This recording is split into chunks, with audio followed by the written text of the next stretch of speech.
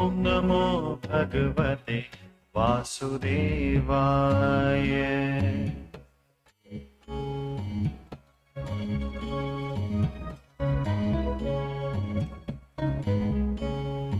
ॐ नमो भगवते वासुदेवाय। ॐ नमो भगवते वासुदेवाय। ॐ नमो भगवते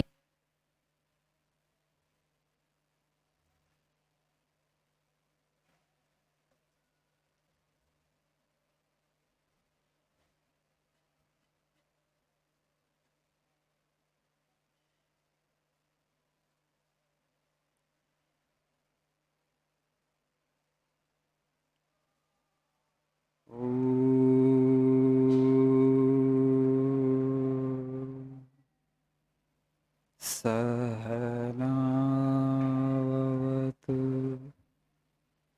सहनौ भुनक्तु सह वीर्यं करवावहै तेजस्विनावधीतमस्तु मा विद्विषावहै। ॐ शान्ति शान्ति शान्तिः। ॐ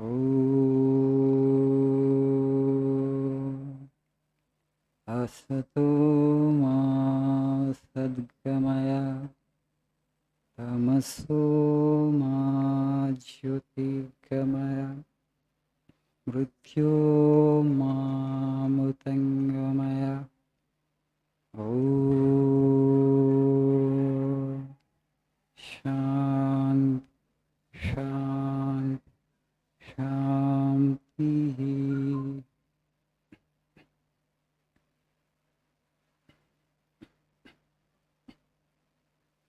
Good morning, guten Morgen.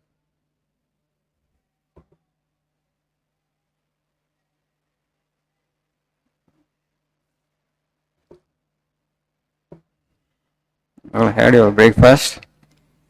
3.5 hours. You have to listen to a foreign language. You need a lot of energy.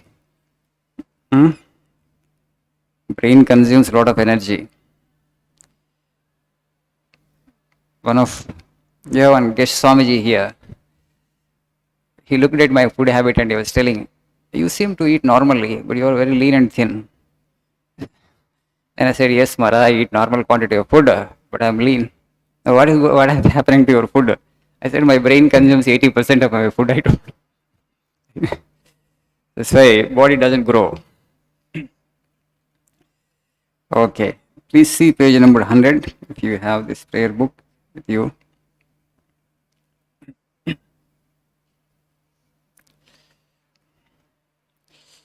We must grow according to our nature. Vain is it to attempt the lines of action that foreign societies has engrafted upon us. It is impossible. Glory unto God that it is impossible that we cannot be twisted and tortured into the shape of other nations. I do not condemn the institutions of other races. They are good for them, but not for us. What is meant for them may be poison for us.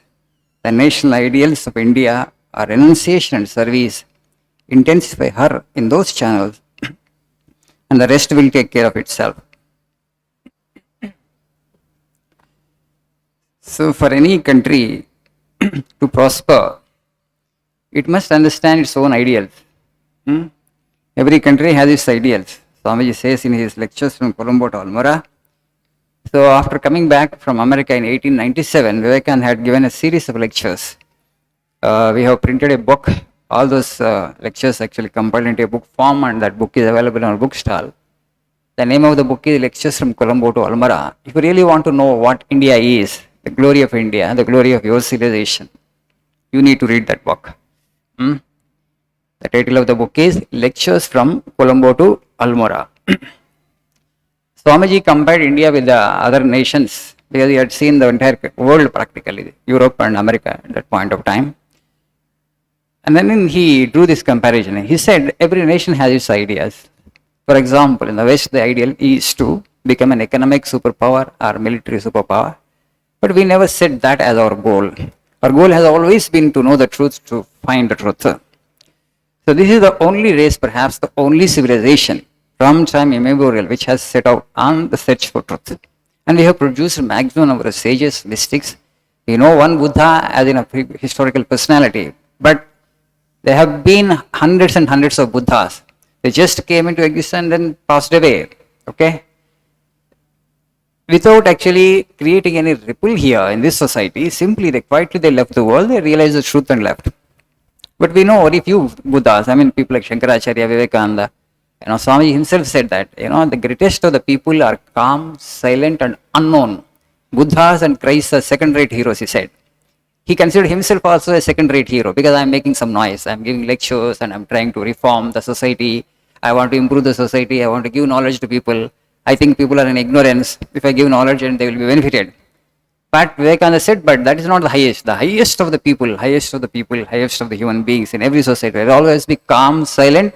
And third word is more important, third statement, unknown. They will not be known to the world at all. They will sit in somewhere in cave. They will generate some good thoughts, positive thoughts. And they pray for the blessings of God on every creature and then they pass away. You and I never get to know about them. Such a great person existed. And those who came into the society and they were in the midst of the society and worked and lectured, had done some service and all kinds of things, this is secondary, Swamiji says.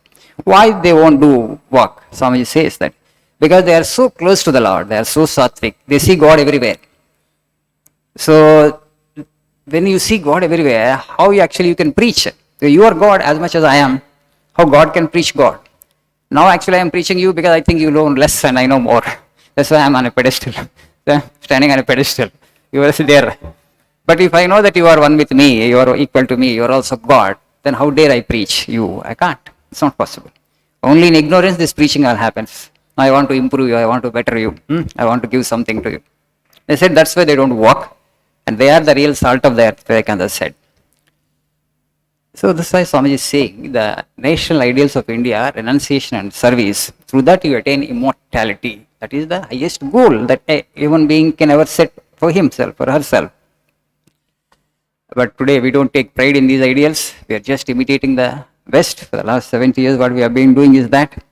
People, they don't understand what this country stands for, what this civilization, what our core ideals are. And that confusion is taking a toll on, our Indian society particularly. But now, of course, little awareness is coming and discussions and debates are happening and history they want to rewrite a bit. And they think and they feel that injustice has been done. They have not written our history books. A lot of debates and discussions are happening in the country for the first time. And they want to go back to the ancient history and ancient India, Vedic India, how people existed at that point of time, what were their preferences, their choices, their goals and their objectives, how they tried to work out their objectives, the core values of these civilizations. So we need to rediscover ourselves. Today my topic's name is The Great Encounter. The Alexander the Great, you all know about, you heard the Alexander the Great, right? The Macedonian conqueror. He had conquered so many nations, ultimately he came to the borders of India and he fought with Purushottam on the bank of Jhelum. That also, Takshashila. So, after fighting with Purushottam, then actually he was Alexander was looking for a mystic, Indian mystic, a yogi, a sage. Because he had remembered words of his guru, Aristotle. In case you go to India, if you conquer India, when you come back to Athens, you come back with an Indian mystic or yogi. So Alexander was making inquiries. Here is a yogi, and there anybody who is a yogi, mystic, sage. And then they showed him to one Dandamis. People consider him as sage, as Rishi, a person who has known the truth. So Dandamis, then when he heard about Dandamis, Alexander sends his guards and tells them actually bring the gentleman. And the guards go to him and ask Dandamis. So our Lord actually, our master, wants to see you. He is the sovereign of the entire earth now. He is a world conqueror. He is the king of earth and you are his subject. You ought to come and see him. He wants to see you. And he will give you, if you oblige, if you accept our request and come and see him, he will give you gifts and other things. Then Dandamis said, I don't need your king's gifts, I am happy with myself. If he wants me, if he wants to see me, let him come. That was the reply. Then the gods go and tell Alexander the same thing, and Alexander comes to Dandamis. And Alexander, okay, he gave some gifts to him and asked Dandamis, you must accompany me to Athens. Dandamis said, why should I come to Athens with you? I am happy, in my small dwelling. So then Alexander said, now I am the king of this territory and you are my subject. You must do my bidding. You must come with me to Athens. Then Dandamis said, why? Why would I come? You can't force me like that. I am a free individual. Then Alexander said, then I will chop off your head. I will cut your body to pieces. Then Dandamis laughs and laughs and laughs. And he said, that is the biggest joke that you ever cracked, Alexander. I am deathless. I am consciousness. I am immortal. You may kill my body, but you can't kill me. Okay? You may kill my body, but you can't kill me. Alexander was taken aback. Alexander was born fighter. Aristotle tried to tutor him, but nothing went into the mind of the boy. When Alexander expressed his desire to conquer the world, Aristotle said, the best way to conquer the world is to conquer yourself. You conquer yourself, then you become life personified, then you will be able to embrace the entire life. That is the real conquest. But he did not understand. Why he did not understand? Because his mother, Alexander's mother, Olympia, she had prayed for a son who would conquer the world because she was not happy with her husband's petty kingdom. Her husband Peter was ruling a small territory in Greece, right? So he was ruling a small territory. She being a Rajamata, she wanted her son to rule a mighty empire. That empire should be the entire earth. My son should become the king of the entire world and the entire earth. That was her ambition, her desire. And she prayed the Greek god Zeus again and again and again and again. And so this Alexander was born as an Amsha, part manifestation of that god Zeus. So it's not easy, to command an army of 50,000 and where actually you would fight a battle every month. And the 50,000 army showed such allegiance to Alexander that we see heard of in the history of human history. That kind of loyalty commanded from his soldiers because of his character, where they consider him as reincarnation of their god Zeus. So, Alexander actually fought that war with Darius. Darius' army was 2.5 lakh. Alexander had only 50,000, but Alexander won the war. Great easy one. So then what happened here? Because she planted that desire in him, Aristotle tried to tutor him, but did not work. Like, it was very firm that I must conquer the world, I must become the ruler of the world. Okay, very fine, but when you conquer the world, with what? Method means also important. Through wars. Wars means bloodshed, killing people. Why you want to kill people? Why you want to become the king of the world? Why you want to? Then Alexander said, I want to civilize the whole world. Because Athens alone has culture. Athenians alone are actually civilized human beings. The rest of the world is barbarians, full of barbarians.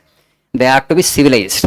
So I want to civilize them, I will civilize them. For that actually I will bring them under the control of one ruler, that is me. Then Aristotle said, how it is possible to civilize human beings? Through wars you are killing these human beings. Right? There is a question of reforming a human being because it's not possible because you are killing the people. Means are as important as the end. Aristotle reasoned with Alexander, but Alexander did not understand because he wanted to fight, and then he set out on his mission at the age of 19. And so all the words of Aristotle he recollected when he encountered this Dandamis. There is a greater way to conquer the world. He did not understand at that point of time because he was just 17, 18 when he was being tutored by Aristotle. Now he understood. So Dandamis refused to go with Alexander. Alexander and Dandamis had a beautiful conversation. As there is no time for me, actually I can't explain all that. You can just browse in the internet. Alexander's encounter with Dandamis. Alexander's encounter with Dandamis. The world leader, the world conqueror actually was tamed by an ascetic.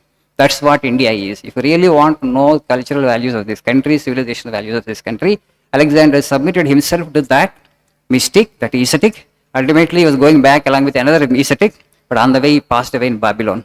Okay, the remaining part of the story I will tell in my next prayer meeting. Thank you. Have a nice day.